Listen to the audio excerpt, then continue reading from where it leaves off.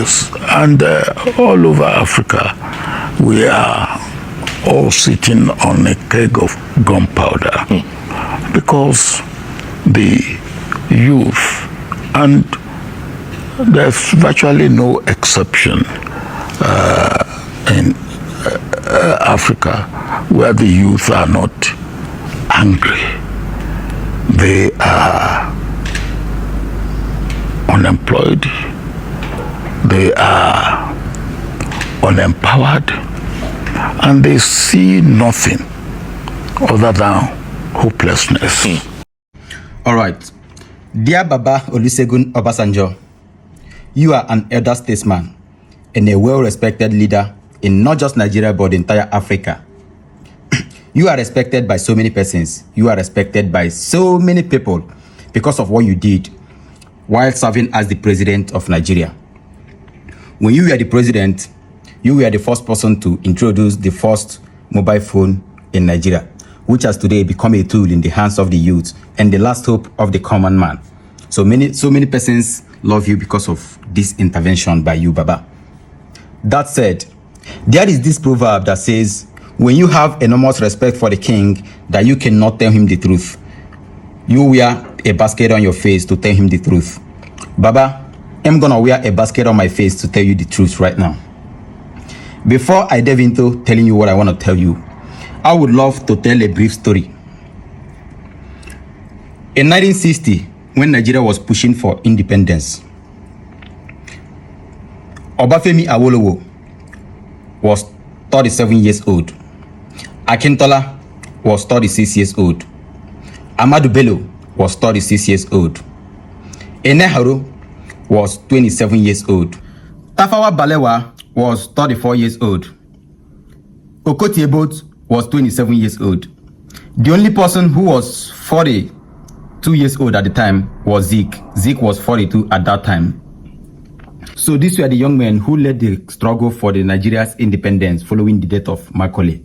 In 1966, the first military coup that took place in Nigeria was spearheaded by Kaduna Nzogu, who was 29 years old at the time.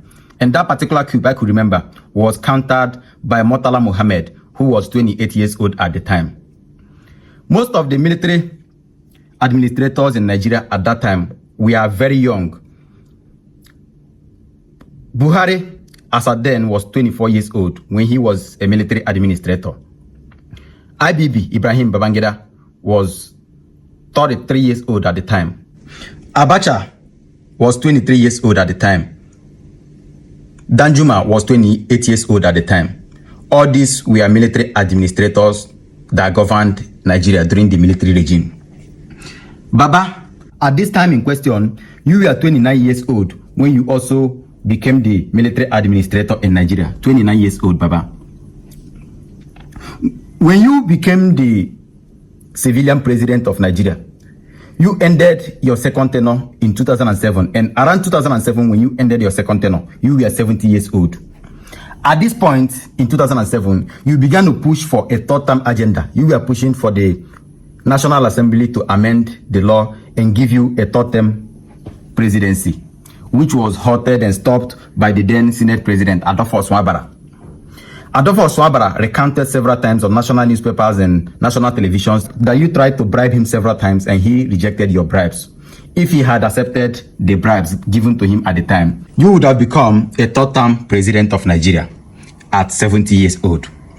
At 70 years old, when you should have gone for retirement, you were pushing to be given a tenure extension for third term. Baba, the reason I decided to tell these brief stories is to remind you that you are not different from any Nigerian leader or any African leader who has got his boot of power trampled on the heads of the youth. There is no difference between you and those you are talking about today in this your video. Baba, there has never been any youth of this country mentored for leadership by the elders of this country. No youth of this country can come out boldly today to say that he was mentored for leadership by you elders of this country. It is safe to say that the elders of this country have become the proverbial hen that eats her own chicks. Those of you who benefited from the Obafemi Awolowo's free education of 1955 are the ones today who have refused to give free education to today's children. So Baba Olusegun Obasanjo, we the youth of Nigeria know where our problems emanated from. So we would always wear our baskets on our faces to tell you leaders and elders of this country the raw truth. I come in peace. Peace out.